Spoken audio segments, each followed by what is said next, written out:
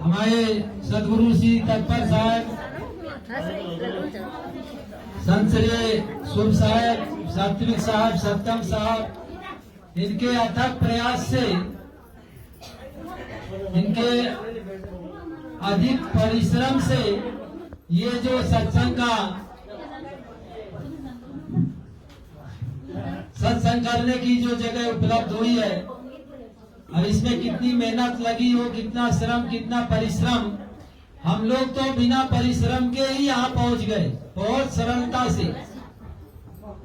तो संत सम्राट सदगुरु कबीर साहब का पारक ज्ञान यहाँ लाने में हमारे अनेक महापुरुषों का योगदान है। और हमारे सात्विक साहब जो इतना शीघ्र आश्रम का नाम है, पिछले साल आया था यहाँ तो काम चल रहा था, और इस साल में भी 1 महीना पहले आया, 1.5 महीना पहले ये सब बन करके तैयार। ये संतों की, साहब कबीर संतन की कृपा से भाइयों पारक प्रकाश, ये पारक का जो प्रकाश आप सबके समक्ष है, ये हमारे संतों की कृपा से है। तो सदगुरु कबीर साहब का पारक सिद्धांत है, कहीं अलग से लाने की जरूरत नहीं है। आप सबका स्वरूप पारक स्वरूप है, आप सबका स्वरूप पारक स्वरूप है। अपारक स्वरूप कहीं अलग से लाने की जरूरत नहीं है। जो तिलमाही तिल है, जो चकमक में आग, और तेरा साईं तुझ में जाग सके तो जाग। सदगुरु कबीर साहब कहते हैं तेरा साईं तुझ में। आप यहाँ जितने हैं सबका साईं सबके साथ में, अलग से और कोई दुनिया में कोई साईं नहीं। लोग कहते हैं कि सबका मालिक एक, वास्तव में आप यहाँ जितने हैं सबका मालिक एक ही एक है, और आप यहाँ जितने हैं सब अलग अलग हैं। आप सब एक नहीं है। ये जितने यहाँ आप हम सब उपस्थित हुए हैं, सब के अंदर में एक ही चेतना है ना चाहिए, एक जैसे। हम आप सब के अंदर में एक ही चेतन जीव का वास है, एक ही जीव का वास है। तो हमें अलग से कहीं जाने की जरूरत नहीं है, कहीं से अलग लाने की जरूरत नहीं है। सदगुरु कबीर साहब का जो पारक सिद्धांत है, ये जीव, सदगुरु कबीर साहब ने जीव को महत्व दिया। संसार के अन्य महापुरुषों ने तो कोई ईश्वर को दिया, किसी ने अल्लाह को महत्व दिया, लेकिन सदगुरु कबीर साहब ने किसको महत्व दिया? जीव को। सब कुछ हो और जीव ना हो तो ये भजन और सत्संग कौन करे? भजन और सत्संग जब तक आप जीवित हैं तभी तक आप कर सकते हैं। अगर आपके शरीर से ये जीव, ये चेतना निकल जाए तो क्या भजन होगा? संतों ने कहा है, जा दिन निकल जाएगा जीव तन से, नहीं कर्म होंगे इंद्री ना मन से।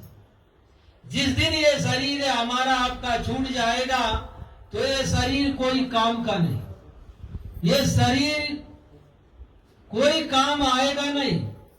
सदगुरु कबीर साहब ने किसकी विशेषता बताया है? जीव की। जीव के उपस्थिति में ही सब कुछ होता है। अगर जीव है तो आप उसको चाहे जैसा आप नाम दो, जीव के कई नाम लोगों ने दिया है, तो जीव जीता है इसलिए उसका नाम जीव है। अब शरीर छूट जाए, मृत हो जाए तो मुर्दा। तो आज आप लोग यहाँ पारक सिद्धांत करीब करीब सभी को ही समझे हुए हैं। बहुत से भक्त यहाँ बहुत पुराने भक्त हैं।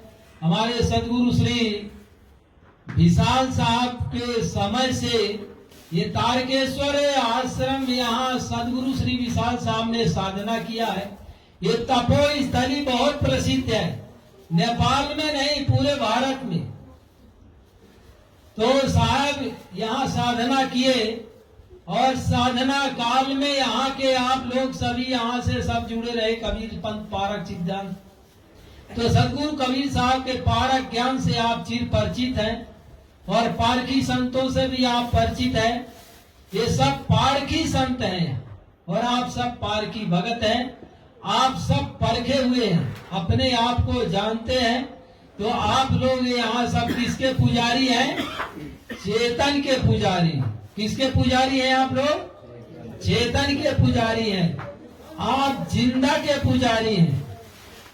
आप यहाँ जितने हैं सब किसके पुजारी हैं? चेतन। ये जितने संत महात्मा ये जिंदा के पुजारी, चेतन के पुजारी हैं। आप संसार में जितने भी लोग पूजने जाते हो सब मुर्दा के पुजारी। या तो कोई कब्र में जाता है या तो कोई मजार में जाता है। आज सदगुरु कबीर साहब के नाम से भी लोगों ने कब्र और मजार बना दिया। लोग कहते हैं कबीर पंथी लोग तो कब्र और मजार को नहीं मानते। नहीं, कुछ कुछ मानते हैं। जो पारखी है वो नहीं मानते। वो समाधि को भी नहीं मानते, मजार को भी नहीं मानते।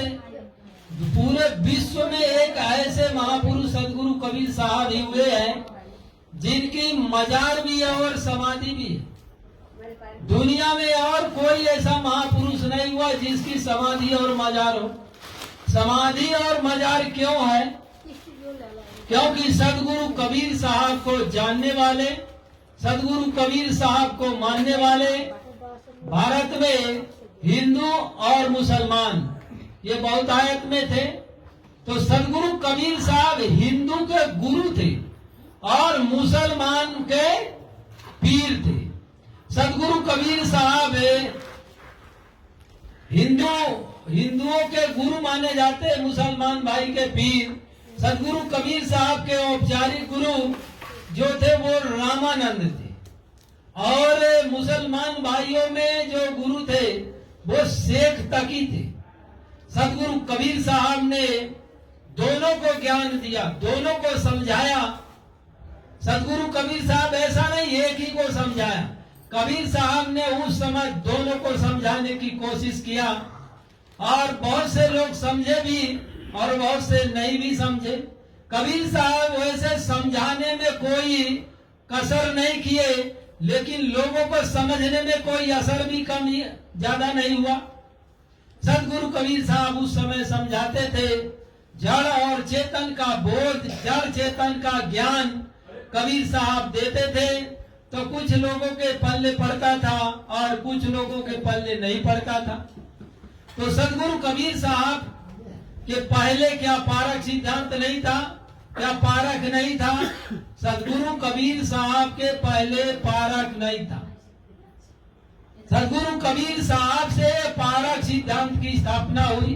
सदगुरु कबीर साहब अपने समय में ही कबीर पंथ की स्थापना किए और सदगुरु कबीर साहब को जानने और मानने वाले हिंदू भाई और मुसलमान भाई रहे।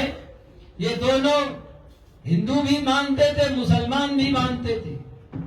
इसलिए सदगुरु कबीर साहब दोनों उनकी वंदना करते थे। मुस्लिम भाई भी और हिंदू भाई भी कबीर साहब को दोनों मानते थे। इधर आ जाइए,